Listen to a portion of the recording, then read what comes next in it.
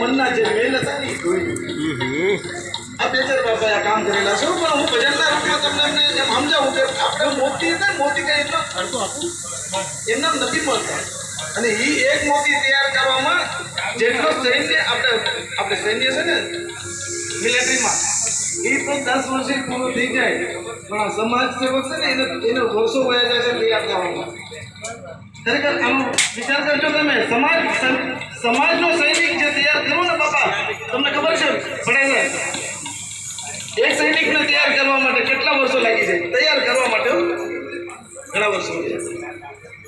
ત્યારે આ બધાને ભેગા કરવા એ બધાને ભેગા કર્યા